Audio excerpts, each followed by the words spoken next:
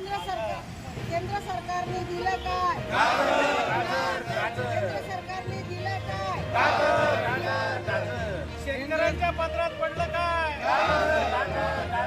केंद्र सरकारने महाराष्ट्र शासनाला काय दिलं? केंद्र सरकारने महाराष्ट्र शासनाला काय दिलं? केंद्र सरकारने अर्थसंकल्प जाहीर केला।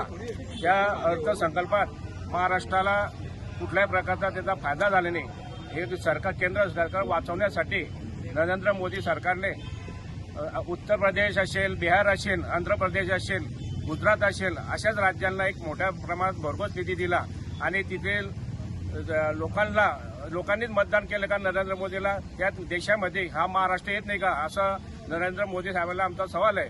ह्या महाराष्ट्रात अनेक प्रकारचे उद्योग जे होते ते सुद्धा या ठिकाणून पळवून नेले, परंतु नवीन उद्योग येतील अशी अपेक्षा होती, परंतु अशा कुठल्या प्रकारचा महाराष्ट्राला नवीन उद्योग दिल्याने शेतकऱ्यावर मोठ्या प्रमाणावर अन्याय केला। शेतकऱ्याच्या बियाणावर कुठल्याही प्रकारचं सबसिडी दिली नाही, उलटा जीएसटीच्या माध्यमातून पुन्हा तो 18% वाढवून ठेवला। अशा या केंद्र सरकारने महाराष्ट्रात बेरोजगारीचा कुठल्याही प्रकारचे ठोस आश्वासन दिले नाही। बेरोजगारी कमी करण्यासाठी युवकांना कुठला रोजगार मिळेल किंवा नोकरीचं असं कुठल्या प्रकारचं आश्वासन दिलं नाही।